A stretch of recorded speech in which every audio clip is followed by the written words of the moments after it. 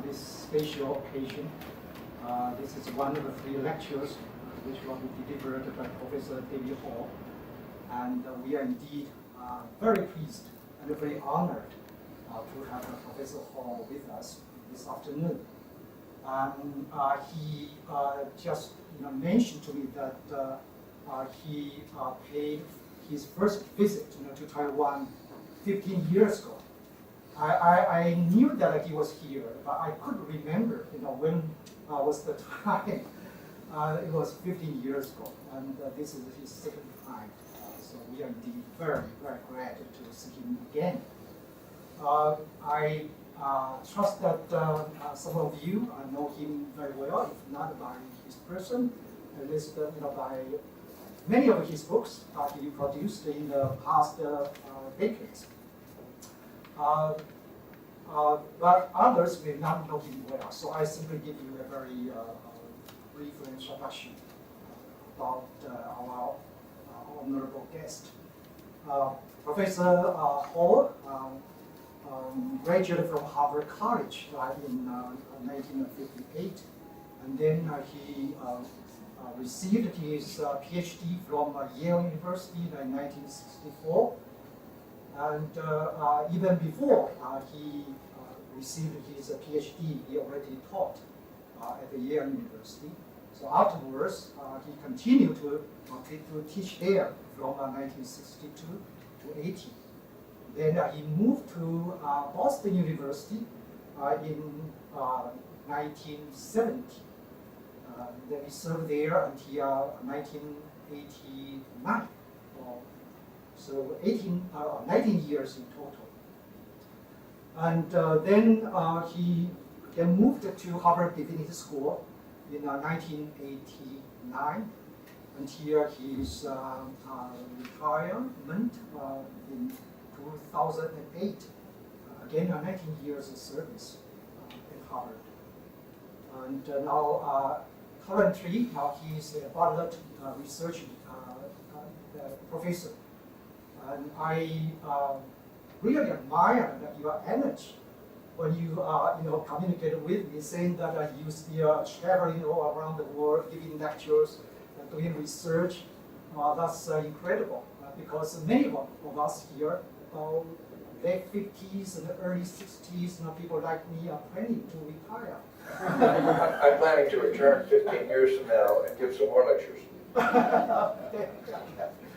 Retire by definition means if you are tired, and you're tired again, so you are retired.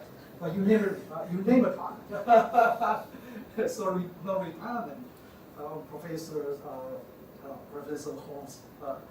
And he has many administrative positions, and I just mentioned one. He was a director of the American and the New England Studies program at the Boston University from 1970 to 76, and then from 87 to 88. And what is more relevant to us here as a student of his committee and also Professor Deng Qin was that he served in the committee on the study of religion at Harvard University. This is a cross-departmental committee on the study of religion. Then I was affiliated with the Harvard Divinity School.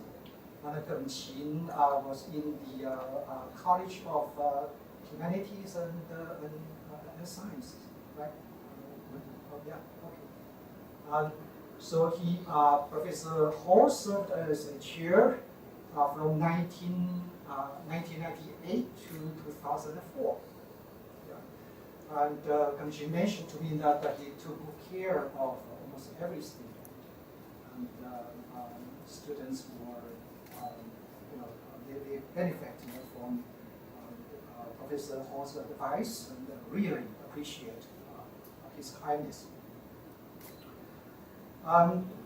In terms of his professional service, he was a chairman in the program in the history of the book in American culture of American Antiquarian Society from 1984 to 1993. And also he had been a general editor of History of the Book in America. That, it is a 5-volume series and published by Cambridge University Press. So that is a very important contribution. And he, of course, published quite a lot. Professor Hall sent to me a full list. I don't think I ever read them all. I simply pick up some of his books authored by him. The first one was the Antinomian Controversy. It's 1636 to 1638. It's a documentary history published with Wellesley University Press. And then it was going. That's right. Yeah, revision and republished, and also it was published then in 1990 by Duke University Press. And the second one was The Faithful Shepherd, a history of the New England ministry in the 17th century. It was originally published in 1972. And then I think this one should be a landmark of his publication. That is Words of Wonder and Days of Judgment, Popular Religious Belief in Early New England. And this one was awarded a Merle Curti Prize, and also Philip Schaff Prize in 1991. And actually, we had a study group, a little study group, and we read some chapters of your book. So we are prepared. Okay, and another one is Witch Hunting in 17th Century New England Documentary History, published in 1990. And also Cultural Print, Essays in the History of the Book, published by University of Massachusetts Press, also in 1996. And many others. The last one I would like to mention is A Reforming People, Puritanism and the Transformation of Public Life in New England.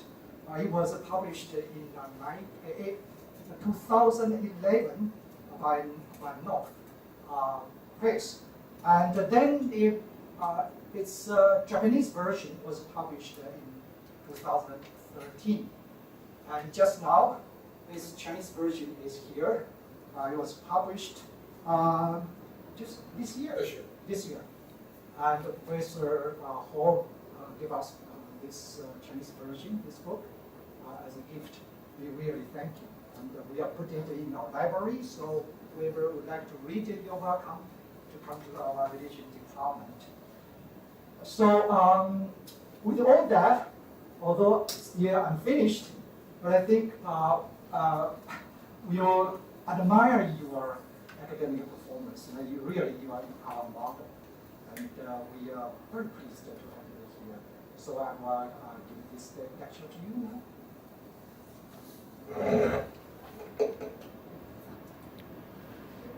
It's a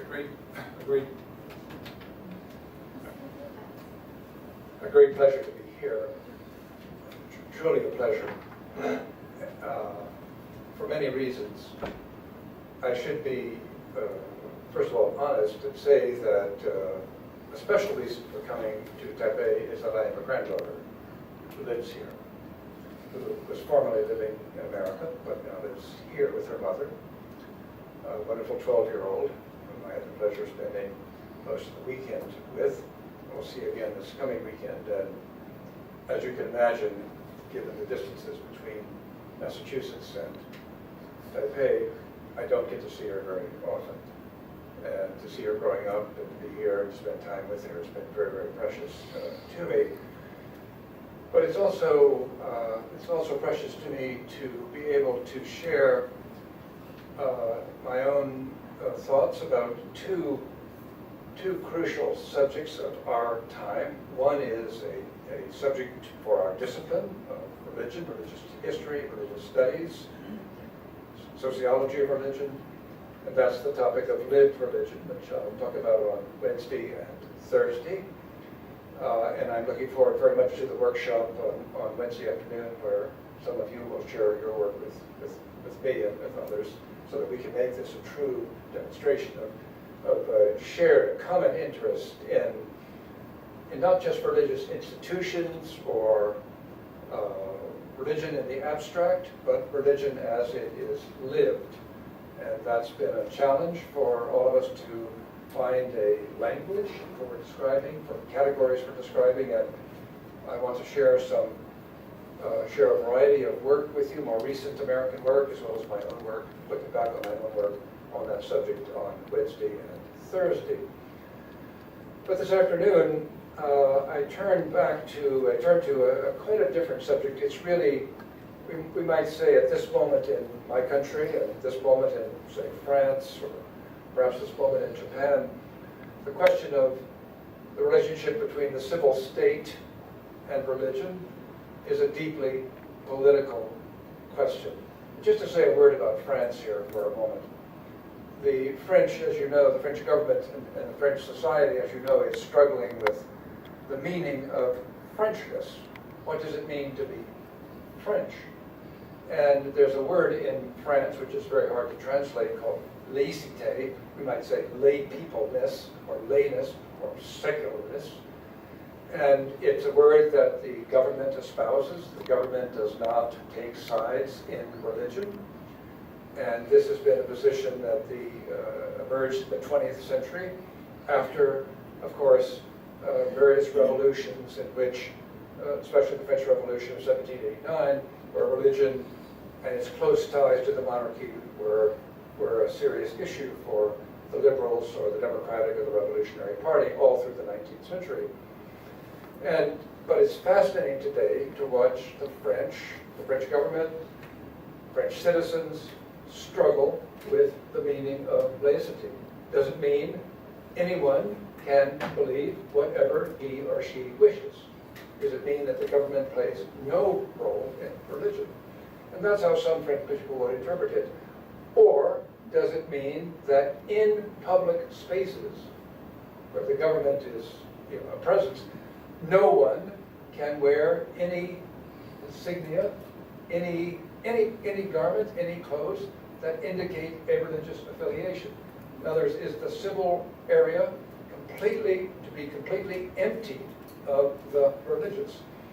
And as all of you know, you don't need me to tell you this, the question has applied in particular to the Muslims in France, in particular to Muslim women, in a kind of ludicrous way. Late this summer, the barkini, which is a modest garment that was banned in the south of France by various towns, or earlier the veil, and still earlier other garments. So that on the one hand, there are those who endorse those bans, really the punishing of Muslims for being Muslim in a public space, and there are others who say French laicité allows that kind of freedom of expression. So it's a deeply political question in France, and I would not want to predict how that debate, that dispute will be resolved. It may not be resolvable. Now let me turn back to my own country. So before we get to the images here, I have just a few things to say before the images. So when Tocqueville, Alexis de Tocqueville, by the way, if I speak too fast, just wave your hand. The other day in Japan, I was speaking, and someone said, whoa, slow down. Because my natural speaking habit is quick. And even my American students get cramps in their hand, typing or writing. So when Alexis de Tocqueville, this young Frenchman, came to America in 1830, and spent a year or so traveling around, asking Americans the meaning of democracy and this for him, new country, and the meaning of religion in this new country, and how this new society was going to function without the traditional structures of the country from which he came. It had abolished, from his point of view, all those traditional structures. So he asked the question, how does democracy survive? How does it achieve a kind of stability? And his answers, he had two answers actually, but one of the answers was religion. And he saw religion not in terms, Tocqueville saw religion not in terms of churches or classic institutions. He understood religion in terms of voluntary organizations. He was very, very impressed by everywhere he went. He saw that the American churches were creating voluntary societies to support missionaries, to raise money for ministerial students, to support the publishing of the Bible in various languages. The list goes on and on and on. And to this day, America is famous for the sheer number of voluntary societies it has. So Tocqueville said to himself, and he wrote this out in Democracy in America, that really what made civil society work was the ways in which the churches helped train people in private organizing, private practices of democracy.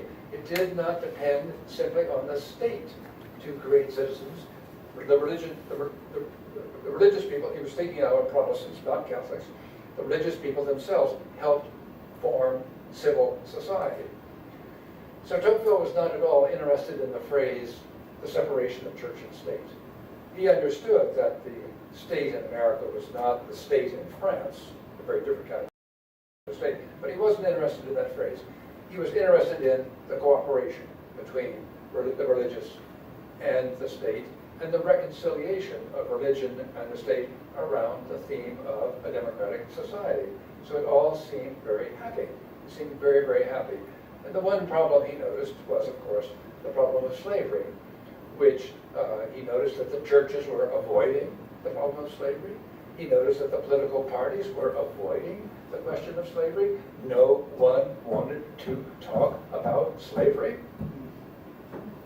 And he said, this is very strange. And he predicted, quite correctly, that this could not last. That the question of slavery was going to come to the fore and have to be addressed in a democratic society. And as you all know, in a democratic society, someone can't just say, I'm ending slavery. It has to be voted, and it becomes a political process, and in our country, of course, led to civil war, and then finally the abolition of slavery.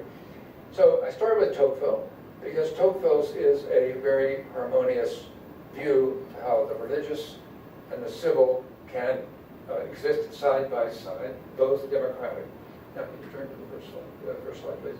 We're skipping over this one just to save some time. Skip that. Yeah, okay. So let's go back to this. I'm going to give you a 2-minute lesson in American constitutional history, maybe 1 minute lesson in American constitutional history, because my overall point here in my lecture today is that church and state is not really a constitutional question. But it begins with the U.S. Constitution, not the U.S. Constitution of 1787, but the so-called Bill of Rights, voted in 1791. And in the first of these amendments, written by James Madison, you see two terms which are famous in American history, very, very famous in American history. Congress shall make no law, I'll look at this one. Congress shall make no law respecting an establishment of religion. May I interpret that for you for a moment? What does it mean, Congress shall make no law? Congress is prohibited, the National Congress cannot say this religion or that religion will be the national religion. It cannot make a national religion. So this amendment guarantees that there will be a plurality of religions in the United States. There cannot be just one religion that the state endorses. That's pretty clear. That's pretty clear. Congress cannot establish one religion. Then the second one is Congress cannot prohibit the free exercise of religion. And this is vague. No one knew what it meant in 1791, and no one knows what it means entirely today. The free exercise of religion. What constitutes the free exercise of religion? And I'll follow this on later on. Now let me just turn, next slide please, to Thomas Jefferson. Thomas Jefferson happened to be in France at the time that the First Amendment was passed in 1791. He wasn't on vacation, he was there as our ambassador, but that's where he was. And in Thomas Jefferson's only book, this most literate of men only ever wrote one book. I should have done that. I should have written just one book. Think how much more fun I would have had. Thomas Jefferson wrote one book, Notes on the State of Virginia, and in this book he has a section on religion. Now, Thomas Jefferson thought that religion was bad for the civil state. And he thought that because he looked to Europe. He looked in particular to France, and how, from his point of view, the Catholic Church in France had always opposed Republican or liberal ideas. That was his understanding of French history. And then Jefferson had a larger or a deeper view of this, which was that religion, meaning churches and theology and theologians, do not endorse the principle of free thought, free thinking. And for Jefferson, nothing mattered more than the liberty of mind. And he really, in this sense, is identifying himself with the scientific revolution of the 17th and 18th centuries. He really insists that the mind must be free from religious, as he puts it here, coercion. And then there's some dramatic language here about rights of conscience and how the rights of conscience stand wholly apart from government. But the really interesting sentence here is the sentence, "It does me no injury for my neighbor to say there are 20 gods or no gods. It does me no harm for my neighbor to say there are 20 gods or no gods." So, just to sum this up, Jefferson wants to protect the civil state from religion, or the civil sphere or civil society from religion. He wants to allow the widest possible freedom of thought, and he sees religion as hostile to that. Next slide, please.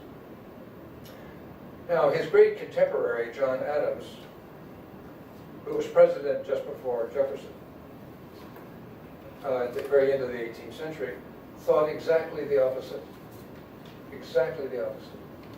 And here is, this is a passage from the Massachusetts State Constitution of 1780, written by John Adams. This language here is John Adams' own language. And I won't read you all of it here, but John Adams says exactly the opposite of Jefferson. That the health of a Republican society depends upon religious teachings of moral principles. So for Jefferson, religion has to be put over here, get it out of the state. For Adams, there has to be the two in very, very close connection to each other. And so Adams and this amendment, which was endorsed by the people of Massachusetts, a vote, allows the civil state to pay monies, tax monies, to the churches to make sure the churches are strong. Jefferson was completely opposed to using any public monies for the churches at all. And in Virginia, there was no such law like this, no such rule like this. So we have two different views. Next slide, please. And the question would be, interesting historical question is, which view triumphed in the 19th century? Which view triumphed in the 19th century? Adams's view or Jefferson's view? And the answer is both triumphed. Jefferson's in a narrow sense, because all the states eventually stopped using tax monies to support religion. So we call that disestablishment. But let me return to Tocqueville and all those voluntary societies that the Protestant denominations and later on the Catholics were forming, and what we would call loosely evangelical Protestantism became a kind of informal establishment, culturally of immense power by the middle of the 19th century, culturally of just huge power by the middle of the 19th century. And I want you to just jump to the next slide, please. And so let me just mention to you some of the objectives of this coalition of evangelical churches. Get rid of alcohol. Now, don't ask me why they were so bothered by alcohol, but they were very, very bothered by alcohol. Well, the reason they were bothered by alcohol is they thought that drinking turns you from citizen to bad citizen, good citizen to bad citizen. In other words, voters should be sober, not drunk. So, all through the 19th century, Protestants agitated on behalf of ending the sale and manufacture of alcoholic beverages. Now, I just want to fast forward here for a moment. Can I tell an anecdote? So, when I moved to Massachusetts in 1970 from New Haven, where I live now, we were expecting guests, and I got on my bicycle to go find a place where I could buy beer for my guests. And I pedaled down the street, the main street, in one direction. No store selling alcohol. Pedaled in the other direction. No store selling alcohol. And I finally knocked at a neighbor's door and I said, "Where do I buy alcohol?" And they said, "You cannot buy alcohol in Arlington, Massachusetts." This is the last long shadow of this Protestant impulse to control the sale of alcohol. Now, just to fast forward again, 1989, I taught at UCLA just as a visitor, and I was in one Sunday, I was in a supermarket, and I noticed in the supermarket there was an entire wall of alcoholic beverages. Now, there was no alcoholic beverages in my supermarket in Massachusetts. And I turned to a woman in front of me in the line, and I said to her, "When can you buy alcohol in the state of California? Buy alcohol." She turned around, she looked at me as though I were crazy. She said, "Buy alcohol in California anytime you want to." Because when my town finally did, about 5 years ago, allow the sale of alcohol, they limited how many hours the stores could be open, and it could only be served in restaurants of a certain, like 100-seat restaurant, not a little restaurant, but a big restaurant. So they're still in my town trying to limit the sale of alcohol.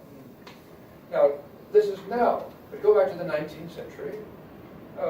So there were just dozens of organizations that promoted this, and then right in the aftermath, 1919, of the First World War, our Constitution was amended. Some of you may know about this because it's kind of a scandal. Amendment number 18, prohibited the sale and manufacture of alcohol in the United States. So this is the great triumph of this, what I call disciplinary religion. In other words, you can't do what you want to do. There are right things to do, and the state is obligated to enforce the right things. That's disciplinary religion, and for the evangelical coalitions, it was a good thing to have disciplinary religion, and a good thing to have the state sustain or enforce disciplinary religion. And this is why the term separation of church and state is such a misleading term. It's a very, very misleading term, because we have a long century from 1815 to 1919 of disciplinary religion. There was actually a failed amendment to the Constitution in the 1880s to protect the Sunday Sabbath. No one could work on the Sunday Sabbath. That was another great Protestant cause. Protect the Sunday Sabbath. It failed. Now I want to turn back to myself. All right, next image. All right, now I'd like to invite comments on this image here. What is this an image of? Anybody want to just volunteer what they see here on the wall?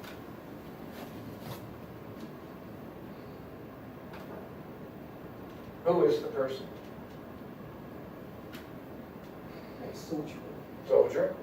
Very good. Very famous soldier. George Washington. George Washington, and he's kneeling. What's the weather like? Snow. Snow. And what is he doing? Praying. This is George Washington in the snow at Valley Forge in Pennsylvania, and the American army had been defeated. It was defeated everywhere. It was losing. And so it retreated outside Philadelphia at the Valley Forge, and the army was miserable, cold, not enough food, no pay, deserting. People were deserting, soldiers were deserting, and all that is left to save it is George Washington on his knees praying. Now, this is a myth. This is a myth. This is not that George Washington did go out in the snow and pray. This is a very useful myth to have. And is it anti-religious or pro-religious? It's pro-religious and pro or positive about the connection between religion, war, patriotism, and the state.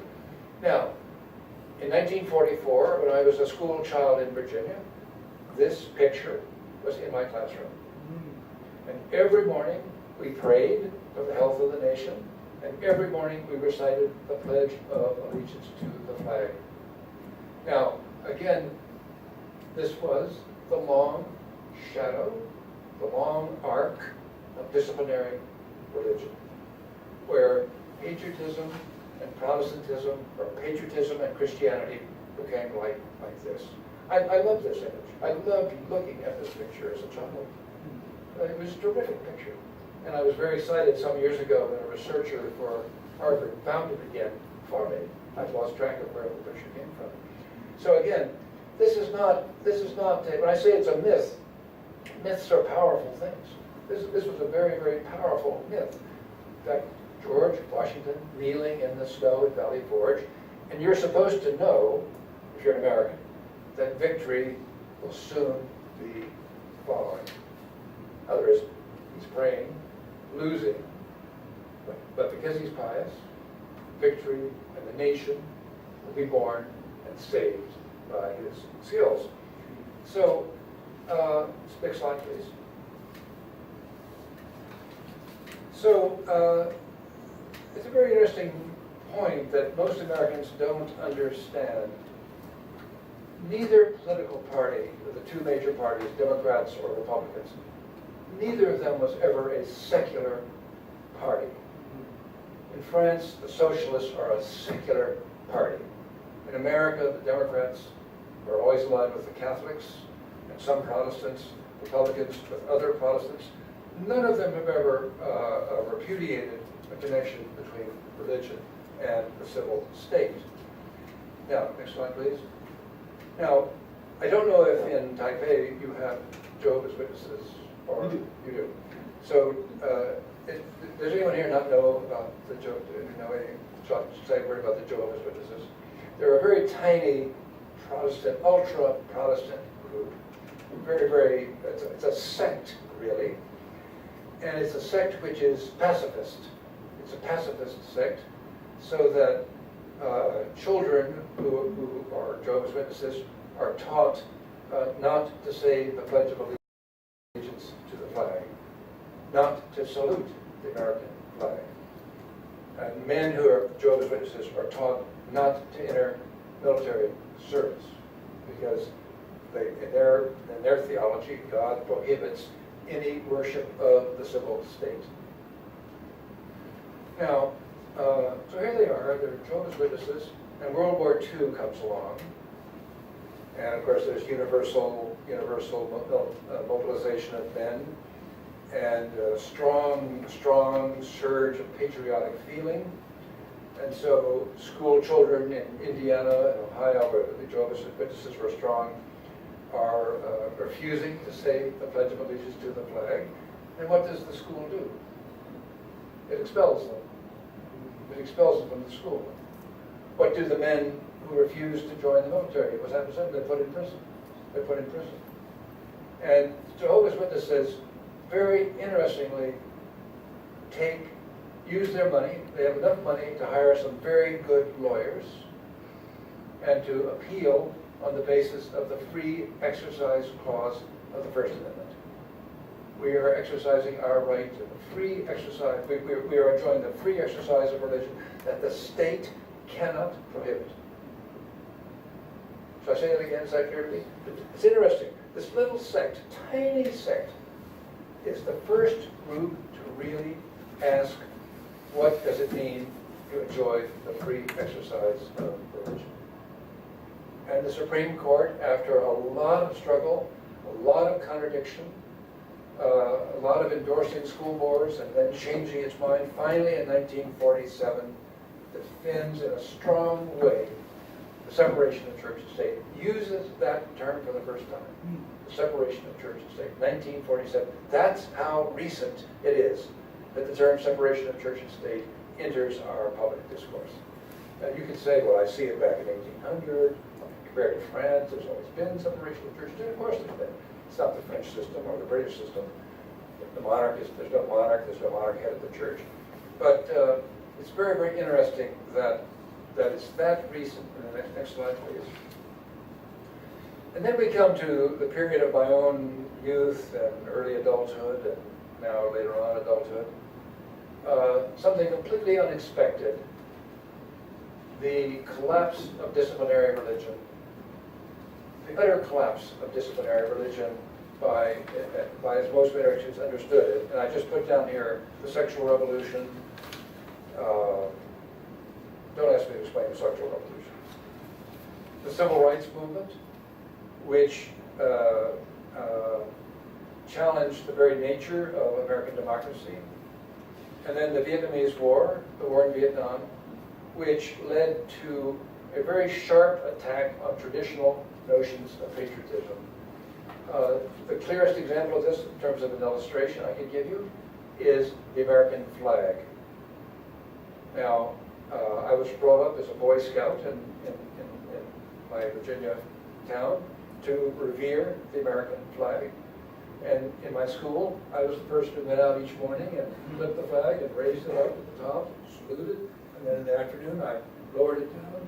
And when I lowered it, with help from others, it was very, very important that the flag never touched the ground.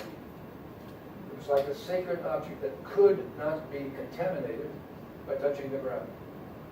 Now, this, by the way, was also very recent. George Washington did not understand the flag that way. And then the Vietnamese War, some of you remember images of people burning the American flag or wearing the American flag as a kind of protest. Famous protester who wore the American flag as a kind of mocking the American flag.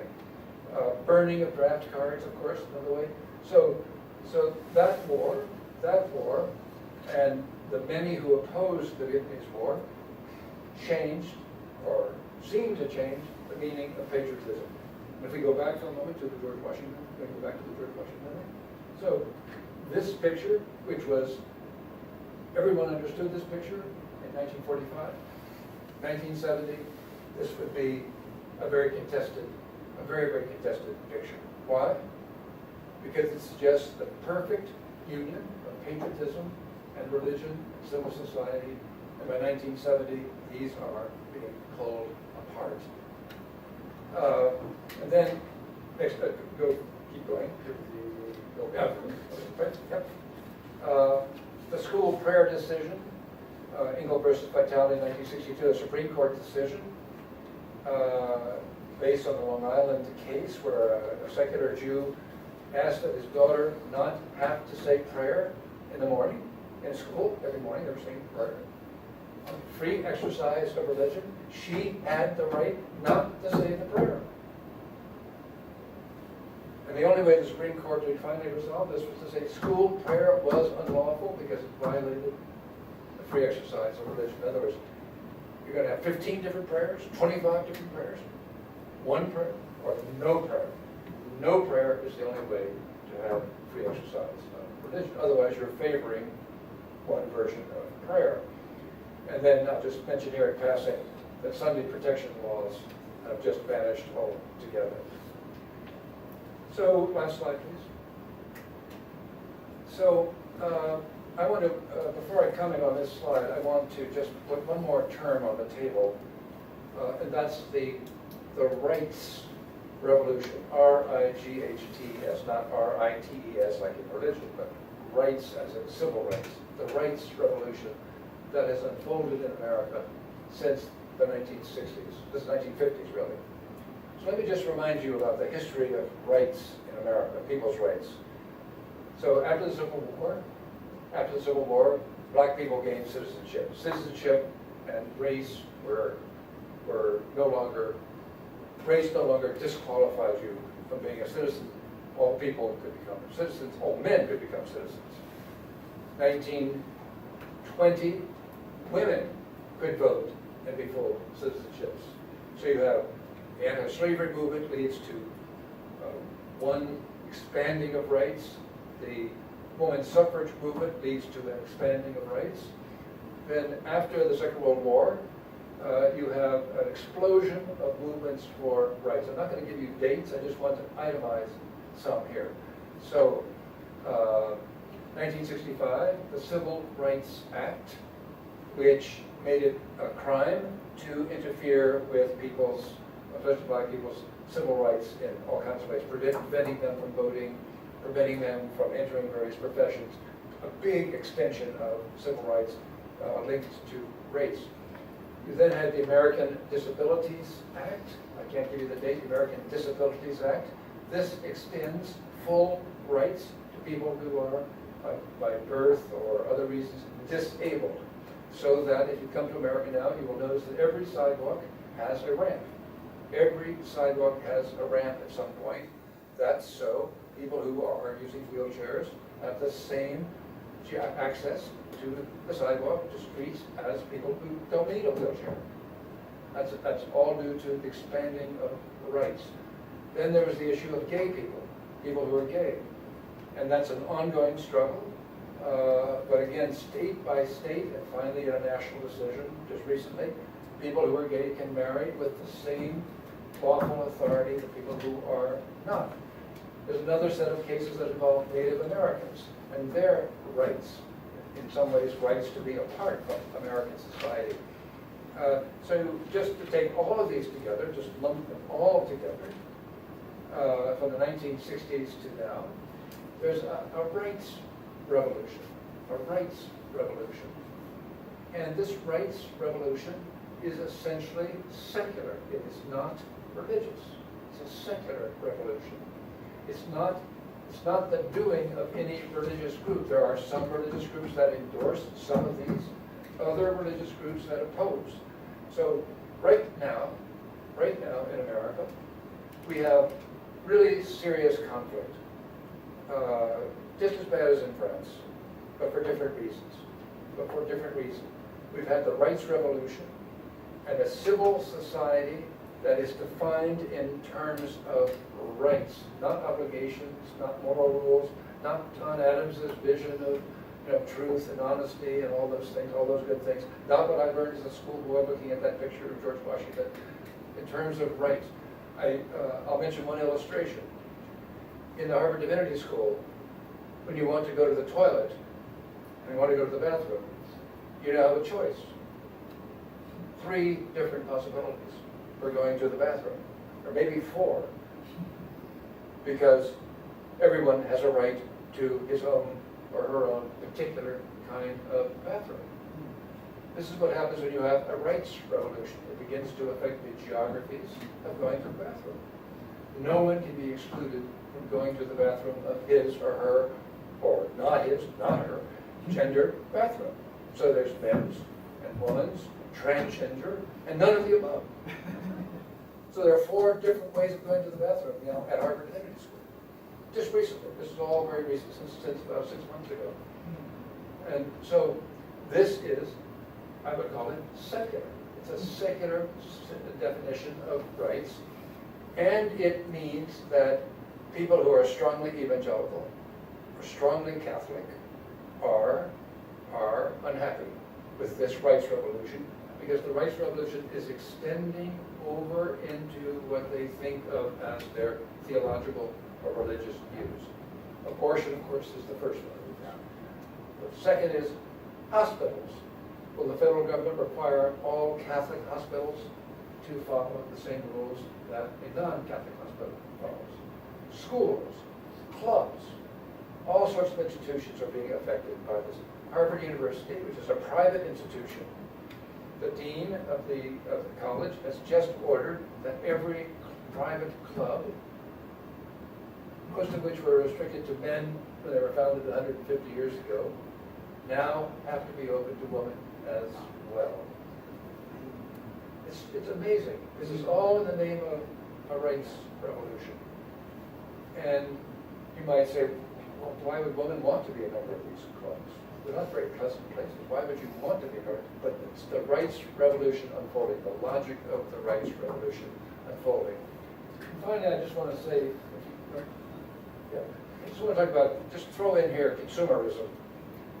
And consumerism is one of those isms that's been with us for a very, very long time. I mean, if you're a historian of Britain, the consumer revolution began in the 18th century. It's not now. But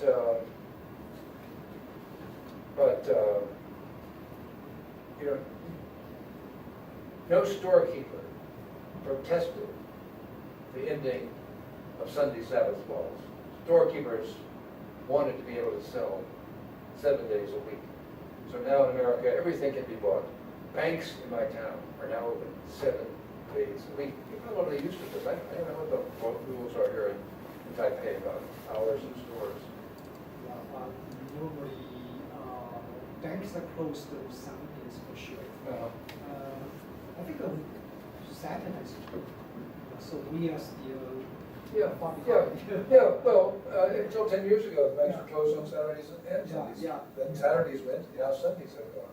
It's really quite, and at stores too. You couldn't shop on a Sunday. And Thanksgiving, of course, you now know famously in America that Thanksgiving is no longer a family holiday. It's an excuse for insane shopping. Because the stores all offer special bargains on a Sunday or the day after Thanksgiving, called Black Friday. Black because it's black ink, not because it's black like bad, black ink. So consumerism has nothing to do with the rights revolution at all. It's completely different, sociological phenomenon, cultural phenomenon. But I just want to say that it too is changing the relationship between civil society, religion, and religion in the United States of America. But it's the rights revolution on which I wanted to emphasize here today.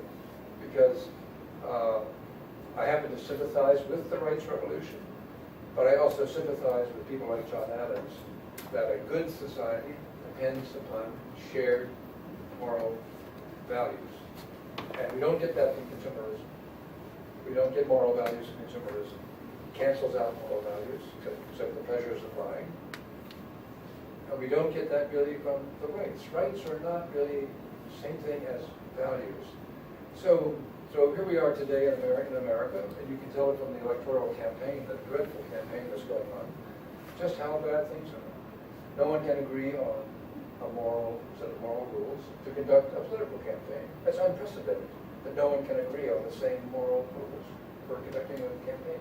And that suggests the tensions that have arisen around this classic formulation of it's good to have some connections, but not too much of a connection. So thank you very, very much, and I welcome your questions.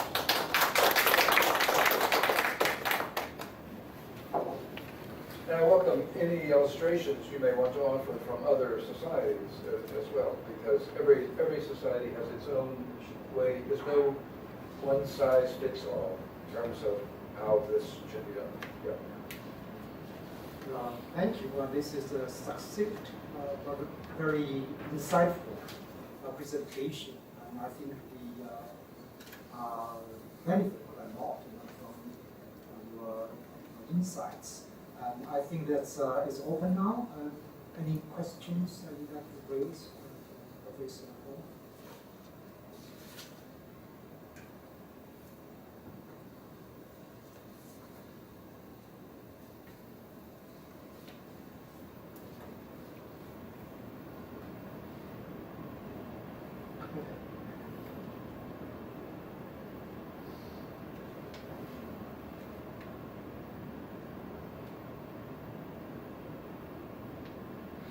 Well, maybe while other people are still thinking here,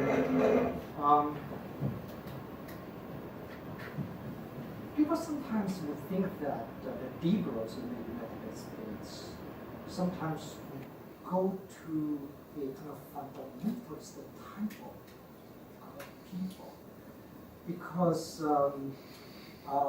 if you advocate that pluralism is the way we should go in our society, and you insist so much to the extent that people cannot, or say so much that you cannot accept other people's,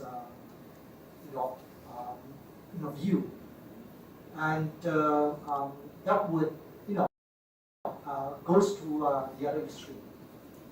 People easily can criticize the so-called fundamentalists for being very exclusive. And, but on the other hand, when you say no, we should allow more voices, from people of different faiths or different background, just like the point you mentioned at the end, the rights revolution. It seems that everyone can be whatever he or she likes. And I don't think here our people in this country, can accept that. People are still, as far as I can observe, are sort of in the middle. They want to keep things in balance. So I think before, say, 10 years ago, a lot of people work 7 days a week. And later on, the government say, no, you cannot do that. You cannot open your stores or your banks or 7 days a week. And that would be against the laws. And the reason why the government said that is because of pressure from foreign countries, because they'll create a kind of unfair competition, right? So you got to close your doors, on the weekends. So we did. But now it turned the other way around, right? You are free to do whatever you like. So I think that is the phenomenon you just mentioned is not a kind of domestic problem. I think that would also create a lot of international problem. And how about people like us? Now we closed on the weekends, right? And but American people work 7 days. That also create the kind of unfair competition which you were against some years ago. And I think this is I don't know. I mean, in terms of legislature, here, I think we have a problem because it takes time to change a law, and we did that, slowly. But now you have, make a circle and coming back and say, no, we change our rule again. So I think that would be a lot of issues. Yeah, I'd love to hear more about this, but I'll say just 2 things in response. One, of course, is the well-known fact that laws have unexpected consequences,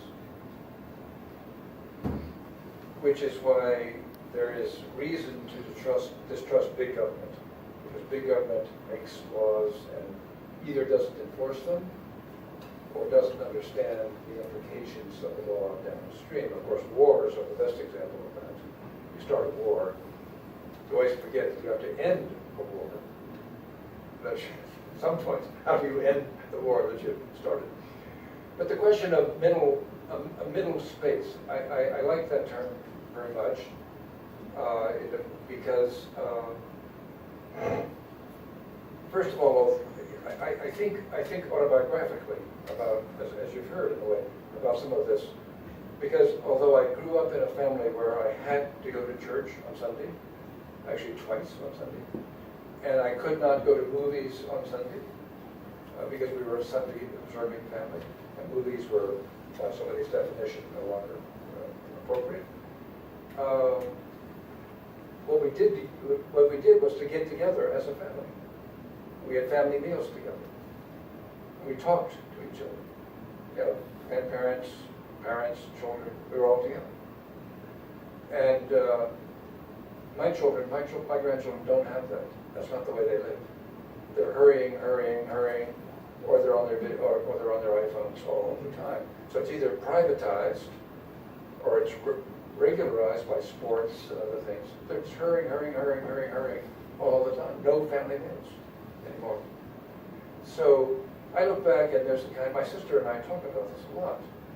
It was a kind of, I don't want to conceal the fact we resented some of these rules, but looking back they seem so much better than the hurry, confusion about moral rules that exist today. Sexually, money-wise, everywhere. There's confusion about moral rules. And what, I'm emphatically not a fundamentalist, but but at their best, the fundamentalists put their finger on this problem. Where is the balance? Where is the balance? On the other hand, you people say, well, let's just have more freedom. Let's just keep expanding the freedom. That's so exciting to expand the freedom. You know, that seems to me to be ultimately destructive. To just keep expanding the freedom as though there are no limits, because human societies depend on limits. I should say one more thing here. Patriotism is very complicated because it can be used for good, or nationalism, we should say, can be used for good or for bad. In American history, we have both good and bad. But it helps to have a sense of what it means to be an American. Just it helps to have a sense of what it means to be Taiwanese, or the Japanese have a very, very strong sense, too strong a sense, of what it means to be Japanese. Too strong a sense. Not good, not so good. Sorry to offend anybody here who's Japanese. I love Japan as a country. So, but how to correct any of this? Will it just spin out of control at some point? You know? Like some, you know, just a very interesting question. But what do you think the consequence will be from the study of religion? No, it has two consequences for the study of religion. That's a very, very good question. I would appreciate others starting here. So on the one hand, I was just having dinner the other night with a man who teaches at a major American university, who himself comes out of a religious family. He teaches American literature, early American literature, which is full of references to the Bible. The earlier, still. And he said he discovered that his students did not know who Abraham was. He made a reference to Abraham. Now that's pretty basic. Abraham, pretty basic. Abraham. I don't mean that you should embarrass if you don't know who he was, but in a Christian country, largely Christian country, Abraham. It's like, I don't know who Jesus was, right? And so the individualization means that common knowledge is under attack. Common knowledge, common expectations for what you should know, because this can be interpreted as disciplinary. You know, you have to know this. So the study of religion, one could argue, I'll suggest it here, depends upon people taking seriously a whole set of references within a given religious tradition. So you don't have to begin a class by, take the first hour of the class by explaining who Abraham was. You could just go right ahead. You take for granted some of that. So in that sense, religion is in the same situation that the humanities are in America. Your parents say to their kids, I know this happens in Taiwan, and Japan for sure, and in France and in Germany. Why are you reading some novel when you should be taking a course in economics, or taking a course in engineering, or computer science?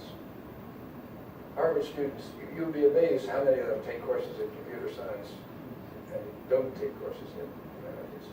I mean, we still have a strong humanities, but so there are these deep shifts taking place, and religion is suffering from that, from a kind of quiet secularization, quiet process of secularization. I don't mean loud process, quiet process, sort of undetected, but very, very real. So that's one thing. On the other hand, you could say that because we need religious studies more than ever, because you've got you've got the Americans who went into Iraq without knowing the difference between different Muslim traditions. Did not realize that there was a deep conflict between Sunni and Shia Muslims. Didn't know this.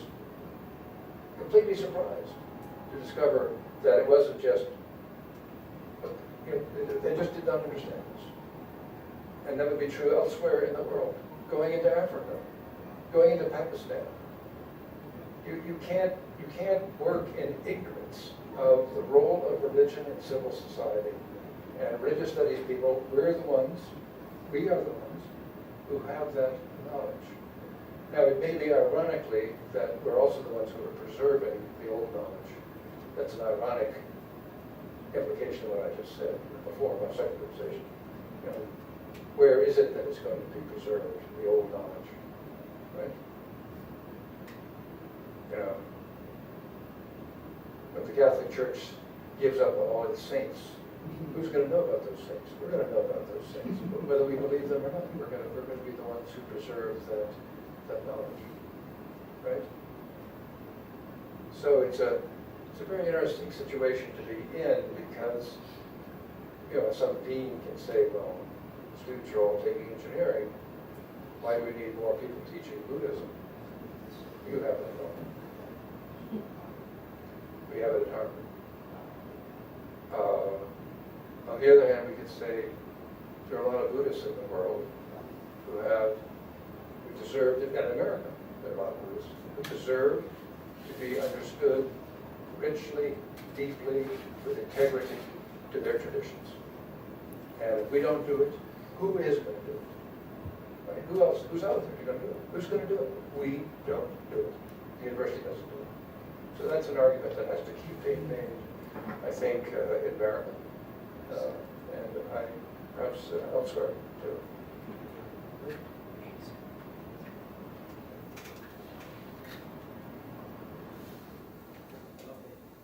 Thank you very much, Professor Hall. I've learned a lot from your talk. Thank you. But I have now a question. I just want to hear how do you think about that.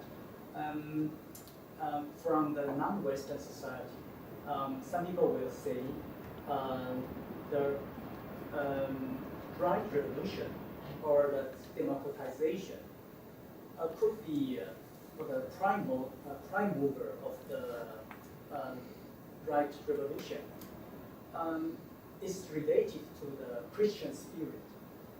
So it sounds a little bit interesting that we think whether the scenario you are talking about in America is something like the Christian spirit against Christian institute or a Christian institutionalized discourse. So I don't know whether you understood the right revolution or the democratization as secularization. But some people will say that democratization could be related to the ancient Greece culture. So how do you think about that? Yeah, it's a terrific question, and I can hear the voice of the sociologist in your. Oh, sorry. I can hear the voice of the sociologist in your question. So let me limit myself to two reflections back. So there are theologians, ministers, many people in America who would position the churches, Protestant churches in particular, as promoters of the rights revolution. And the clearest example that you all know about would be Martin Luther King and civil rights in the 1960s, where it seems as though certain churches are very, and he of course was a religious leader, very important. So I want to just, I want to say something critical here, not critical of you, but critical of some of my colleagues at Harvard Divinity School, because I think that's not a fully honest appreciation of the role of the churches in the civil rights movement, just to give one example. So yes, Martin Luther King was religious, but his own denomination, the National Baptist Church, the largest black denomination, never endorsed the civil rights movement. The Black Baptist Church never endorsed the civil rights movement. Lutherans in America never endorsed the civil rights movement. The Catholic Church as a whole never endorsed the civil rights movement. It was the most liberal, the most secularly leaning denominations that were most active. And if you take the famous event known as Mississippi Freedom Summer, which is an event where a group of students were recruited to go to Mississippi, primarily white students from the north, to open schools and register people to vote, and it led to the murder of 3 students. Most of them were secular Jewish students, whose parents were left-wing Jews. This has been a good sociological study of this group. So there's a lot of, oh yes, we were the spear point, or we were the forefront of this. So it falls into the category of a kind of aftermath apology, or aftermath looking good. You want to look good. So if you were to, so any text you found by an American saying this is a text, I say as a historian, and historians are supposed to be very critical of other people, so I'm being very critical. You have to look at it carefully to see what the agenda is. I have a very close friend, former colleague, who studies John Calvin, 16th century Calvin. And he says, well, John Calvin believed in civil rights. Well, then you might say, well, why did he allow X to be burned, and so forth. So that doesn't sound like civil rights to me.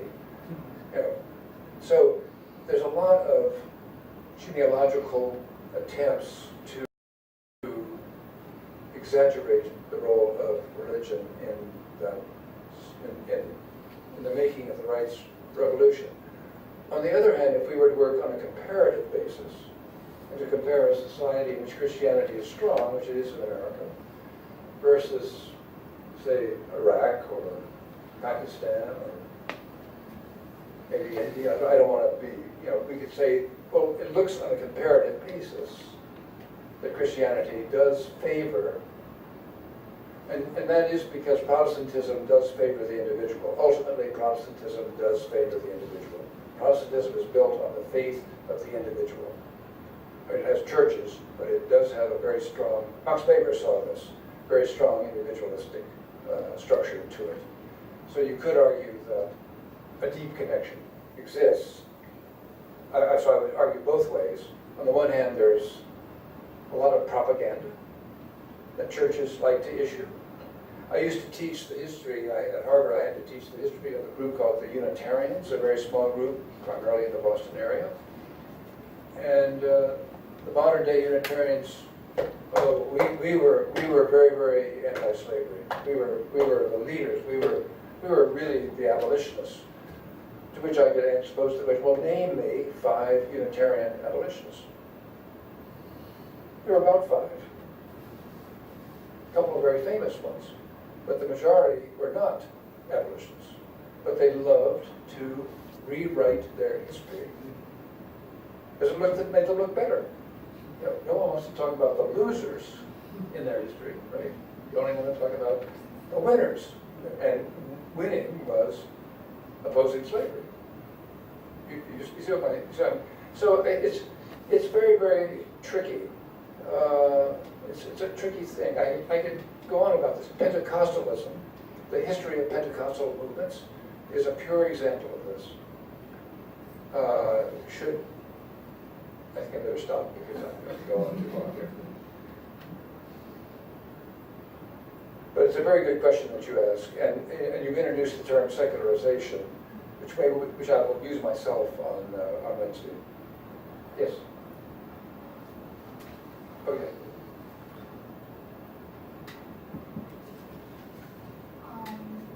You just mentioned about the rights revolution, and in my understanding, roughly speaking, I think it is rights revolution is actually a battle between religion, Christians and Catholic churches in particular, against a battle between those institutions and governments, secular governments. And you consider this rights revolution secular event. So it sounds to me that religion, to some extent at least, should be secular. And in my understanding, I believe that when we bring religion into practice, it has to be a kind of right, so that we can discuss it, or we can protect it, or we can practice it. So, in which sense is religion or religions sacred?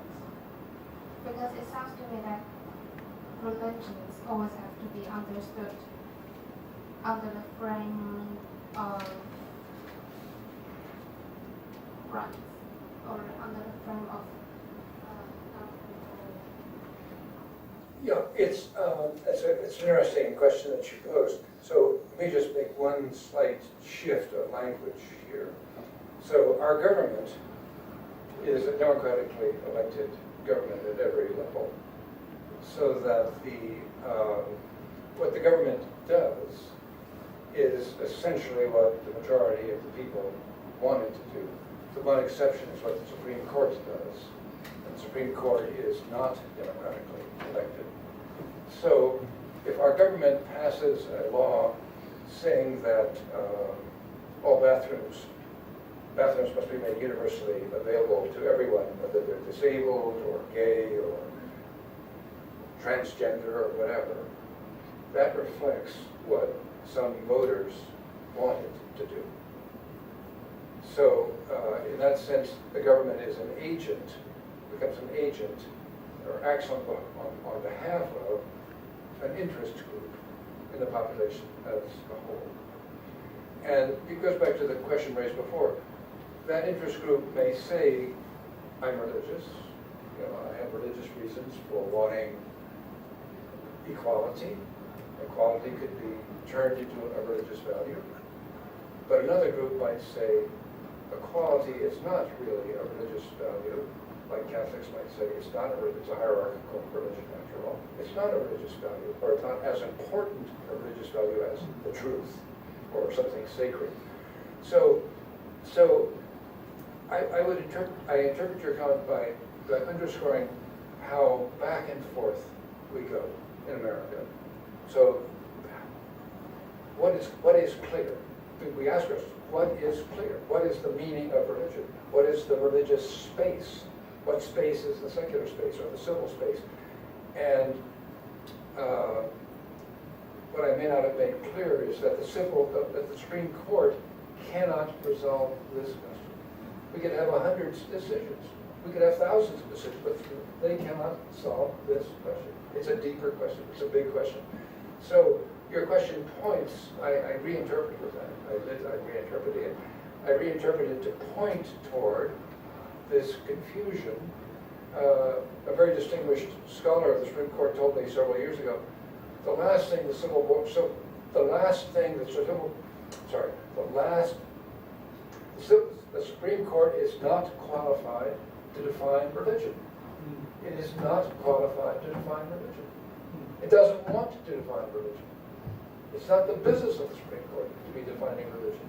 I think that's very wise. It shouldn't be defining religion. But so its own confusion, which I've only touched on here, I mean, there's cases that are crazy cases that come before it that decides in a crazy way, is an example of that. So you have a society like ours, where a democratic society, where no one can agree on what religion is. There are people who have strong views, your view, my view, this person's view, and all that is reflected in our current politics of space, time, liberty.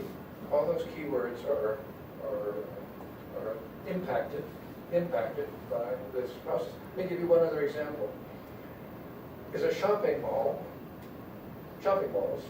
you have marvelous, thanks to my host, I saw Taipei 101 today. Personally, not my style of mall, but I don't go to malls. So. But great food, terrific food, really great food. Is a shopping mall a secular space or a religious space, or both? Can I go there with a Christian cross, stand there and hand out leaflets, argue on behalf of my church? Or you go and argue on behalf of your church, hold out a book for money kind of right there in the mall, or not? Is it a private space or a public space? If it's public, then there's the free exercise of religion. But the mall owners don't want people in there begging for religious stuff. They don't want them in America. It's going to disrupt the rhythms of consumption. So we have a whole series of court cases about this space, private, public, secular, religious. And it's a fascinating set of cases to go through. Yes, yeah, finally, yes, we want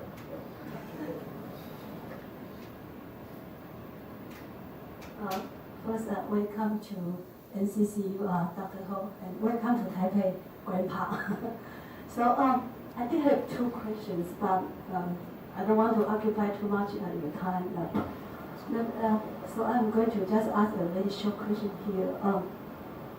Because Dr. Hall, when you're talking about the hall is a public space or private space, how to define? But I think if my memory serves me right, I think maybe from a couple of years ago in the United States, people there are just kind of fighting over whether they are allowed to use Merry Christmas. Yes, because most people they say you cannot use any Merry Christmas, some kind of in the mall, in the train station, because it's belong to public space. We have a right to choose our religion.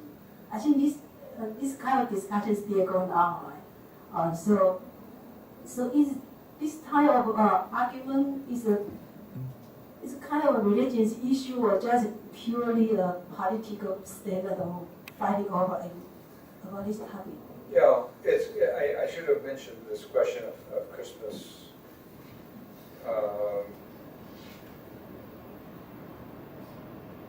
Yeah, my wife is a school teacher, and she runs into this in her school.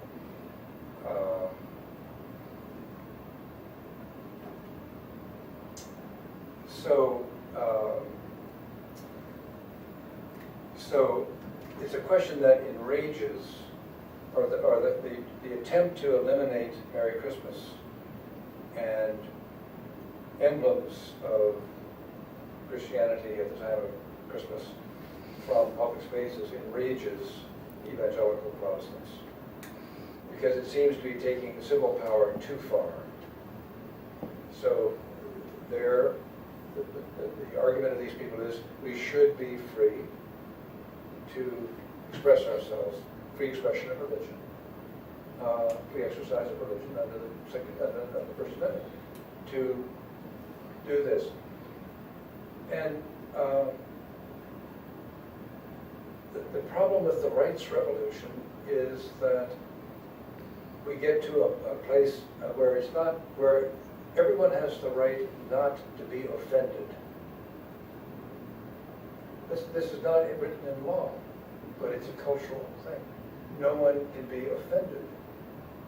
So the definition of what is, do you know the word offending? Am I using it? The definition of what it means to be offended keeps expanding, bigger and bigger and bigger and bigger and bigger all the time. Right now we're in the midst of a crisis, in my view, where it's become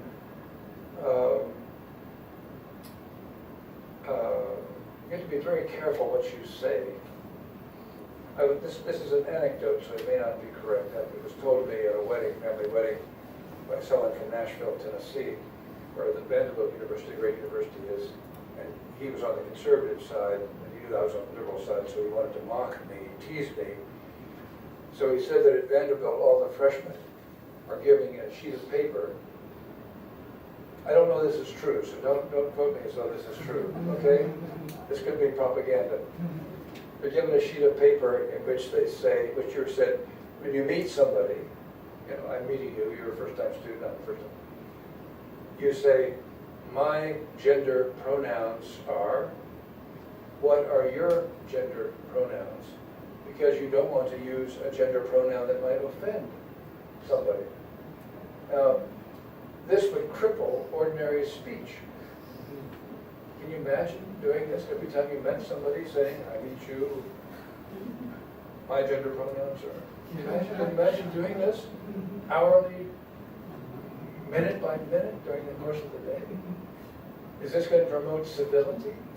To ask, what are my gender pronouns? So the Christmas thing falls into that. Somewhere, someone might be unhappy because Merry Christmas is put up to the exclusion of their language. I mean, my view would put it all up. Put it all up, I don't care. Put as many things up as you want. So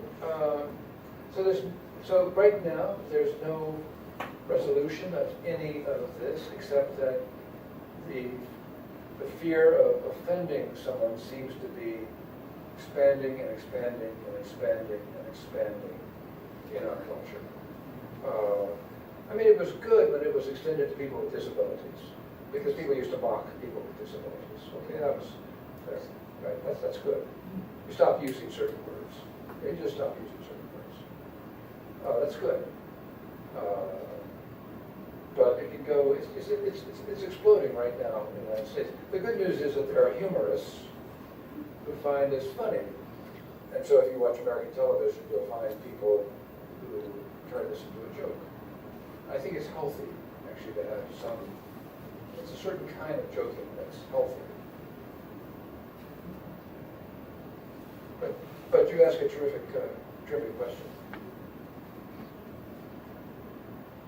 Okay, well, we can go into this. Yeah. Yeah. Oh, yes. Yeah. Go ahead, please. Thanks for your very good historical review of American history. I look back to John Adams said religion sustained. John Adams said that religion sustained republics. But it reminds me thinking about one professor, Robert Putnam in Harvard University, his famous book, Boy Alone.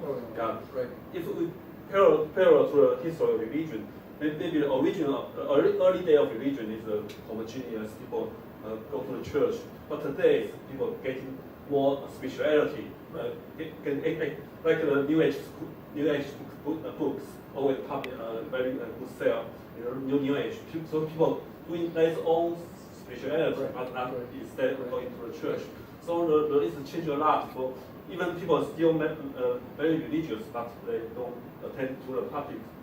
So the role of religion play in the democracy maybe change a bit. Yeah. Also, the more no more homogeneous for all American religion arena. There's a lot of Eastern religion and psychology. So all different kind of religions, how they work together to make a democracy progress.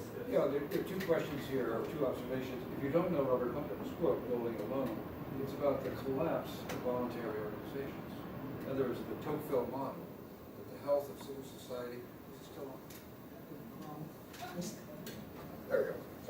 There are two questions, two comments, very important comments here. One is that Robert Putnam's book, Bowling Alone, is about the collapse of voluntary society in America in favor of individualism. And so he speculates that the health of American civil society will decline in relationship to the decline. It's a Tocqueville model, Tocquevillian model. Lots of voluntary organizations, good. Very few, bad. That's good.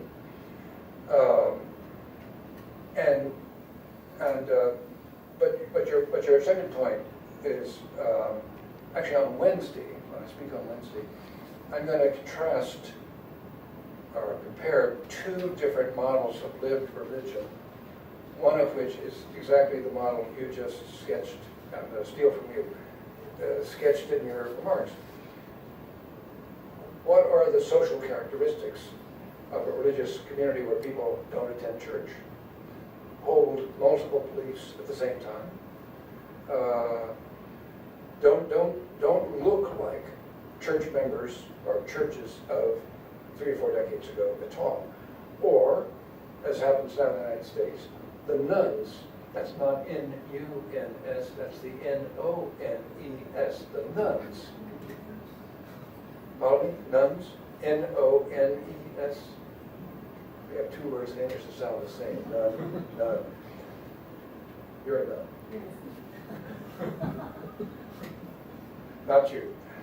The nuns, and the explosive growth in the number of nuns, the percentage of nuns, of people under 35 who are not affiliated, don't go to church, don't believe most of the matters of the previous church, and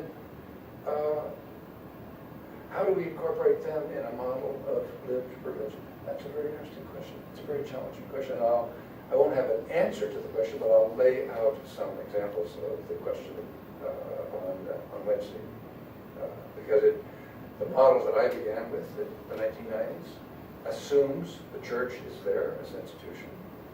And now we have to have a model which assumes that the church isn't there as an institution. It's a very, very interesting challenge. You can have both at the same time because you have different groups of people. I hope I'm responding to your observations here. Putnam, by the way, has published a more recent book about America's religious habits. I don't know if you've had a chance to see it or not. I've forgotten the title. I may mention it in the lecture. I think it got cut out of the lecture.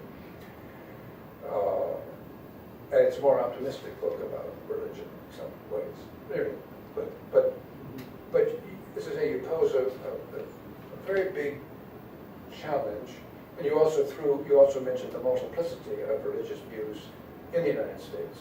I think that was also one of your points, that there's more than one, not just Christianity, but Buddhism, many, many others. And we call this pluralism. We have a name for it, pluralism or diversity. That also is an ideological term. It's an ideological description. So that I don't say this to be angry, but I think about 85% of Americans, leaving aside the nuns, still identify as Christian. So the percentage, paradoxically, the percentage has not changed that much, even though there are now 3 or 4 million practicing Muslims. I don't know how many practicing Buddhists there are, but quite a few. A lot of Christians who are also Buddhists. So it's a very odd situation where I said to you that there was an ideological factor here in terms of how the past is used. There's an ideological factor in how words like pluralism and diversity are used. My colleague Diana Eck is famous for a book on pluralism in America called The New Religious America. But as was pointed out by conservative reviewers, the percentage of Christians in the country has not changed at all in the last 50 years. Because you have so many people coming from South America, Mexico, Korea, Africa, who are actually Christian. So the American Catholic Church is now predominantly Hispanic in terms of people going to church. 65% of the practicing Catholics in America are of Hispanic origin. So if it was just the Germans and the Irish and the Italians and the Poles, but all these other people have come from overseas. I attended church which is 3/4 Korean American, very strongly Christian, evangelical, Protestant evangelicals. Interesting. So we say immigrants. We forget that a great many immigrants bring with them the Christianity of the place they came from, just as they did in the 18th century, 19th century, and 17th century. So again, I would just recommend to you, when you see somebody in America saying we're a pluralistic country, ask why are they saying that? To what end are they putting that argument? It's not just a fact, it's also can be, not always, can be an ideological argument. Let me make the clearest, I'll give you the perfect example of ideology. President Barack Obama, in his first inaugural address, very important ceremonial moment in American culture, said, "We are not a Christian nation. We are not a Christian nation." And then he followed that by some words indicating he wanted to indicate that all groups are equally welcome. In other words, he was reacting against his George Washington image, where Christianity and nationhood are one and the same. So, you follow me here, that Barack Obama wanted to separate out love of nation from religious affiliation. We are not a Christian nation because that term was seized by the right, taken over by the right. So it was a very brave thing for him to say, actually. It's actually the most single bravest sentence in that statement. We are not a Christian nation. He didn't mean that he was criticizing Christianity. He's criticizing the argument, the ideological argument, that you cannot be a real American unless you are a Christian. That's what he was criticizing. So, again, I just invite you to, and I'd be happy to continue this conversation long distance or here in the next few days, because sometimes it's very hard to tell what the ideology or the political point is of a text. It's much easier, when I'm at home, to discern to figure out what the politics of a statement are. So I know what the politics of Barack Obama's statement is. Perfect. Yeah. Whether you agree with him or not, but there is a politics here to these kinds of statements. Yeah. Okay. Just make a brief remark. When you talk, I was always struck by the current situation in Taiwan. Because my understanding of this country is that in our constitution or in our way of the government, it's not heavily related to any religious tradition. That's my understanding. I'm not sure if this is right or wrong. So, in comparison with the situation in the United States, it's a de-religion kind of government. So, but in that case, we have some more liberty or freedom because we don't have to worry too much about the baggage of religion like you do in the case of America. So because so the Christian tradition is so intertwined, so interwoven with the government and with the early fathers. So so it's very difficult to go back to those religious traditions. But in the case of Taiwan, I think even in public sphere, public space, religion can be reacted in the name of a tradition. Simply out of the respect of our tradition. You don't have to be emotionally or spiritually affiliated with those traditions, but just simply in the name of a respect of our tradition, of our shared heritage. Drama, religious dramas. So the religion can be revived in our public sphere, but not in the same case in the United States because whatever religion and whatever tradition in the U.S. is always intertwined with the Christianity, so you cannot do that. So. Yeah, well, the paradox, it's a terrific paradox that you point to. The more Christian we are, the more we're disagreeing with each other. I mean, that's really the paradox. If we were just nice Buddhists or whatever, it wouldn't be. So, but yeah, that's and.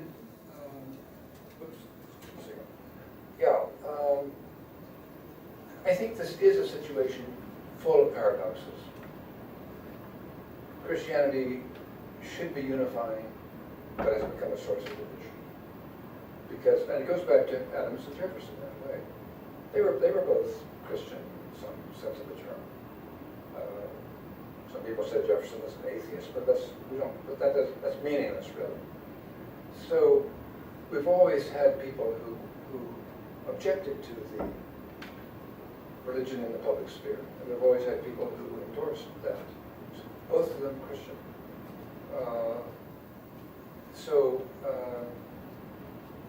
That's why I say there's no easy, thank you. No easy reconciliation of this. And it's all the harder because you make again, I just rephrase your point. Christianity is like part of the air you breathe in America. It's just part of the air you breathe. You see it, you probably see it more clearly than I do because I grew up within it. You came to it from outside, so you see this in Thanksgiving and other ways. And so you might see as very religious something I don't see as very religious. That's the benefit of being the outsider. By the way, that's another advantage of religious studies. You see things that others don't see. Yeah. Just mentioned that a friend of yours mentioned that it's wise for the Supreme Court not to decide or to make to bring forth a definition of a religion. Our government,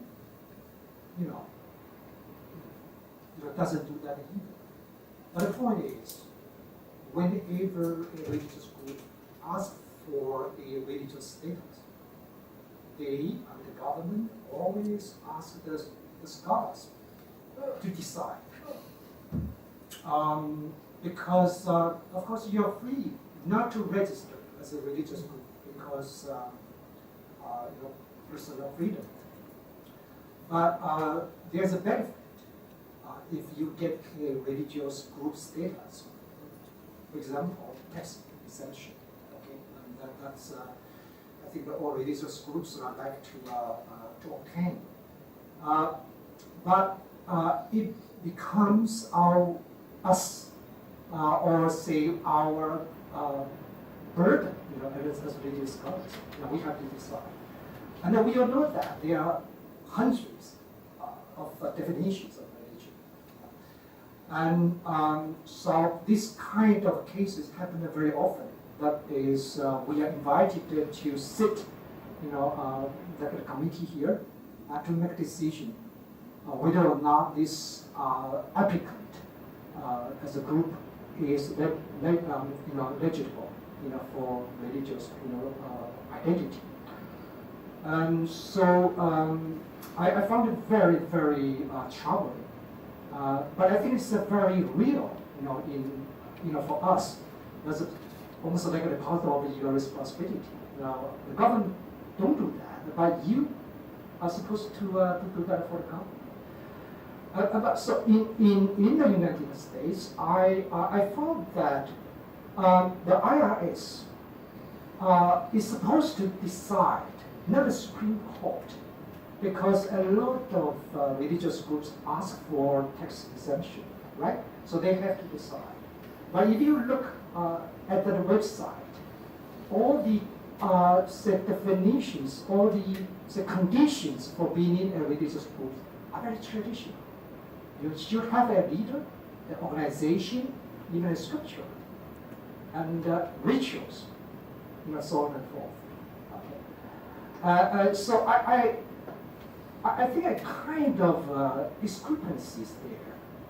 Just, you were talking about rights revolution, but on the other hand, you had so many religious groups waiting to be, to receive their religious status.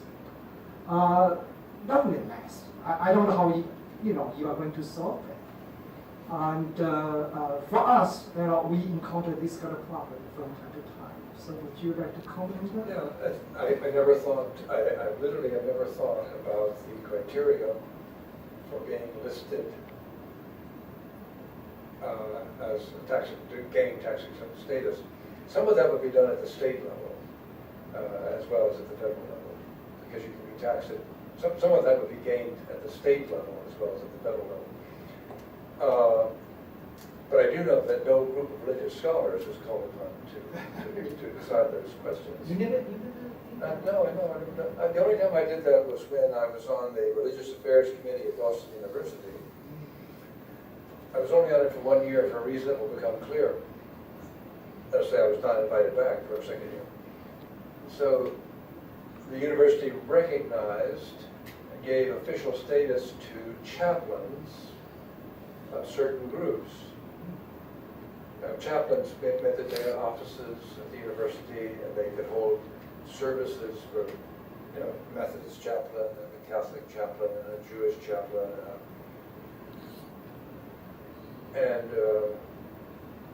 So a group, I'll leave it, I won't say its name, a group petitioned to be recognized as an official service as a chaplain. And it was a group with a very strong missionary goal to convert other people. And all the chaplains voted no. I voted yes, on the grounds that the more, why not, just like sort of a Jefferson view, just keep adding, more. But the chaplains were wanting to protect their territory from this missionary group. So they insisted they had to have their office outside the university. See, that's the only time this ever happened to me. And Harvard has official chaplains, and so it'd be a very, very good subject for a thesis. Yeah. Who decides at Harvard or at?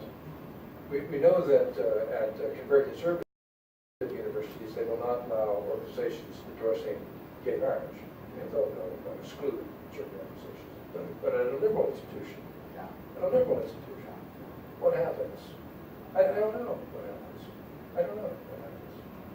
And I don't know, but this again would be, why is there not more controversy about this? Because it seems to not be controversial.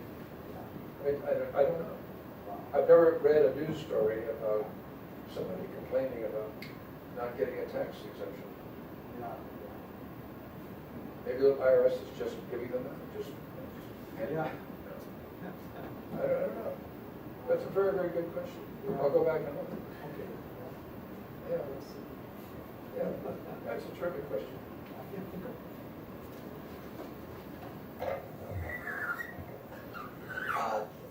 Nowadays, there are some urban house church leaders in China who identify themselves as Calvinists.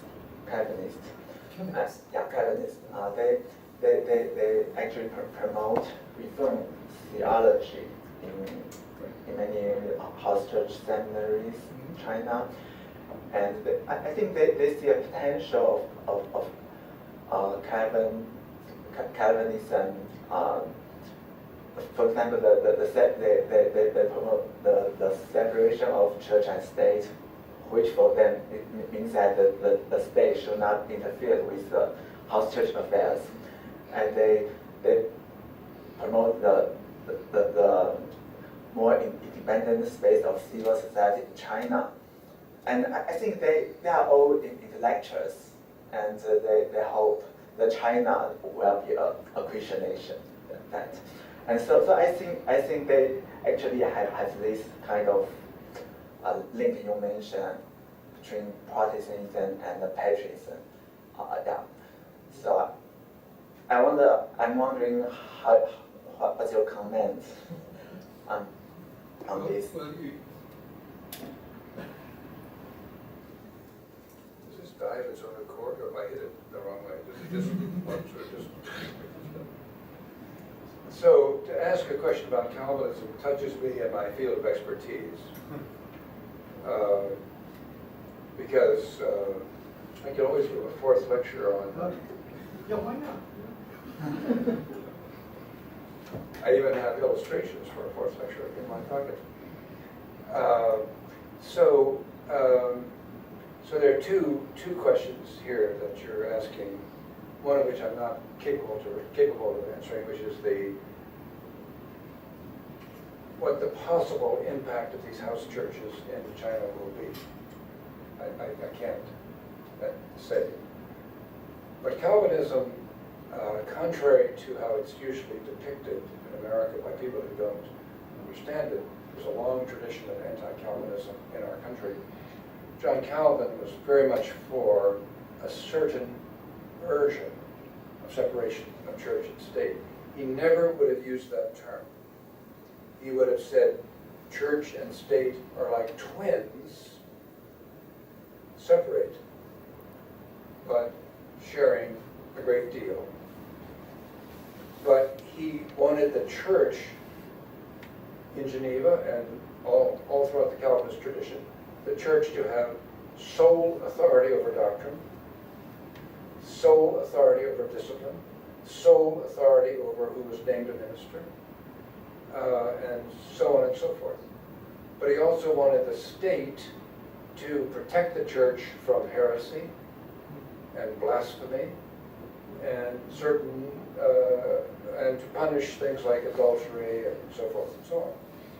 So in the modern American individualistic context, this looks like theocracy or kind of a fusion of church and state. Actually, it wasn't in the 16th century or the 17th century or in New England, where I studied.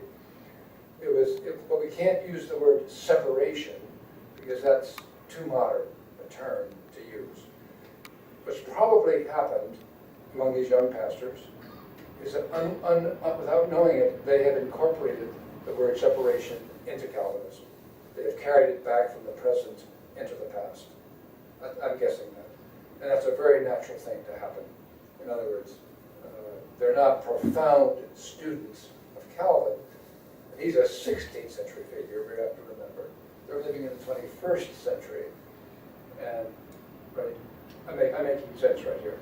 So, yes and no. It would be very, very consistent with Calvin, to argue that his word was two kingdoms. There are two kingdoms. And two swords, the spiritual sword and the civil sword. Never be. He never held civil office. Calvin never held civil office. No minister in Geneva ever held civil office. No minister in New England ever held civil office. You could not, or the other way around. Civil people holding religious office couldn't happen. But it's not the same thing as our modern or Jeffersonian or even John Adams style separation of church and state. So the Calvinist tradition is rich in civic possibilities. I would say that before. It's very rich in civic possibilities. I hope it flourishes in China. My grandmother, who was brought up in the old tradition, the tradition of missionaries. So she had very little money. But every year she sent a little money to a woman here in Taiwan, I wish I knew her name, who was a Christian, who had a school, I think, here.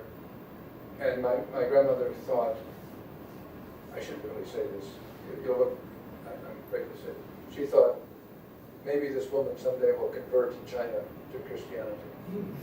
So she died thinking that in the great wheel of religious life, the great wheel turns. Because she grew up in the late 19th century, when, of course, British missionaries, German missionaries, French missionaries, American missionaries were coming to China in great numbers, doing bad things, also doing good things, hospitals and schools and so forth and so on. And she inherited that dream, which was their way of raising money in America or England. So she gave her little few pennies every year to support that dream, even after the dream had come to an end in 1949. Or 1950, she still supported that dream. Thank you all very, very much for these terrific questions.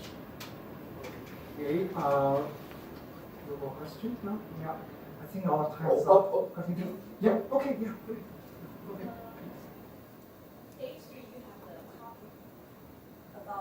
culture and religion. I want to know that actually in the daily life we have a lot of religious elements in our life. And how do we define religion and culture? And do we really need a line between among them? Yeah, in Worlds of Wonder, the book I published in 1989, I did not state this formally as an argument, but it's implicit throughout the entire book that the line is completely open, back and forth. Energies go back and forth. So I think some of you were urged to look at the chapter on Samuel Sewall. Samuel Sewall is this layman living in Boston, and where the religious ends and the cultural begins, or the social begins, impossible to draw a line. Absolutely impossible to draw a line. So when his wife is about to have a baby, he doesn't call a doctor. He prays, and he asks the minister to come and pray. On the other hand, he certainly took medicine. He called in the doctor in other situations.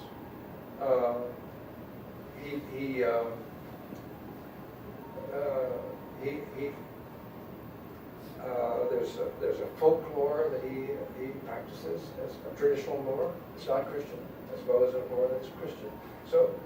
So yes, there's a good case to be made for fluidity across lines and borrowings and exchanges and parallels. And again, religious scholars are probably wrong to say they're discrete. That's what you're saying. You don't want to see boxes. You're an anti-box person. One box of religion, one box of culture, right? You're a non-box person. I am too. On the other hand, there's also the danger of overlooking, of sacrificing, giving up some specific aspects of religion that the culture is not welcoming or not acknowledging. Rituals are a fascinating case in point. Rituals are really where the rubber hits the road in terms of this kind of analysis. When is a ritual truly religious? When is it truly cultural? And when is it a mixture of the two? And that's a fascinating analytical question that can be debated, and it's fun. It's fun to debate that question about ritual, culture, religion, and the way they borrow from each other.